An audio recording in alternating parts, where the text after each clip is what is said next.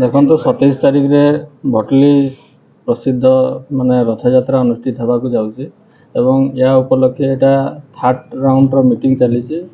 କିପରି ଭାବରେ ସୁରୁଖୁରୁରେ ଭଟଲିରେ ରଥଯାତ୍ରା ହେଇପାରିବ ସେହି ଉପଲକ୍ଷେ ପ୍ରସ୍ତୁତ ବୈଠକ ଅଛି ଏବଂ ଗୋଟେ ଜିନିଷ କୁହାଯାଇଛି ଯେ ଟାଉନ୍ ଭିତରେ ଯେଉଁଟା ଭଗବାନ ଆମେ ଭଗବତ ବିଶ୍ୱାସୀ ଆଇଁଷର ମାନେ ଯେମିତିଆ ନ ହେବ ତତ୍ ସହିତ ଶାନ୍ତି ଶୃଙ୍ଖଳା ରକ୍ଷା କରିବା ପାଇଁ ପୋଲିସ ଏବଂ ପ୍ରଶାସନ ତରଫରୁ ଆଜି ଗୋଟେ କମିଟି ମାନଙ୍କୁ ମେମ୍ବର ସମସ୍ତଙ୍କୁ ଧରିକି ଭଟଲି ଜନସାଧାରଣଙ୍କୁ ସମସ୍ତଙ୍କୁ ନେଇକି ଗୋଟେ ଶାନ୍ତିପୂର୍ଣ୍ଣ ବୈଠକ ଅନୁଷ୍ଠିତ ହେଇଛି। ଆପଣଙ୍କ ପରିଚୟ ଦେବେ? ମୋ ନାଁ ମତିଲାଲ ବଂଶ, ମୁଇଁ ରଥ ଯାତ୍ରା ମହୋତ୍ସବ 2025ର ସଭାପତି ଅଛି।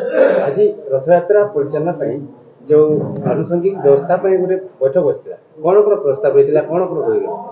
ଆଜି ବୈଠକରେ ପ୍ରଥମତଃ ଆମେ ପ୍ରାୟୋରିଟି ଦେଇଥିଲୁ ଯେ ଶାନ୍ତି ଶୃଙ୍ଖଳାର ସହ ରଥଯାତ୍ରାକୁ କେମିତି ପରିଚାଳିତ ହୋଇପାରିବ ସେଥିପାଇଁ ଗୁରୁତ୍ୱ ପ୍ରଦାନ କରାଯାଇଛି। ଆଉ ଆମର ଟ୍ରାଫିକ୍ ନିୟନ୍ତ୍ରଣ ବ୍ୟବସ୍ଥା ପ୍ଲସ୍ ନିରାମିଷାସ ଜୋନ୍ ଆମେ ତିଆରି କରିବୁ।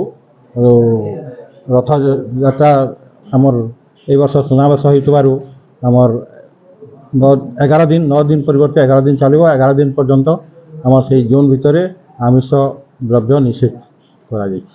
এটা তো ফার্স্ট টাইম গলাথর ହେଇନଥିଲା, ଏଥର ପ୍ରୋଗ୍ରାମରେ ଯୋଡ଼ା ହେଇଛି ସୁନାବେଶ ହେବ ବୋଲି।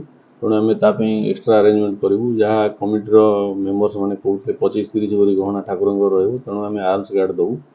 ଯେତେ ଲାଗିବ ଆର୍ମସ୍ ଗାର୍ଡ଼ ରିକ୍ୱେସନ୍ କରିକି ଏସପିଙ୍କ ପାଖରୁ ଆଣିକି ଲଗେଇବୁ। ସୁରକ୍ଷା ବ୍ୟବସ୍ଥା କେମିତି?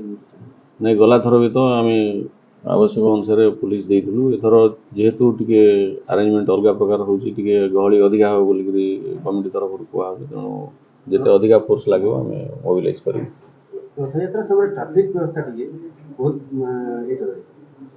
ट्राफिक तो डाइवर्सन रोडटा विडिओ सार कहले जे सेटा से रोडटा टिके मरामती हबो, जो जगह आम डाइवर्सन करूँ से देखू केमती भल रहा।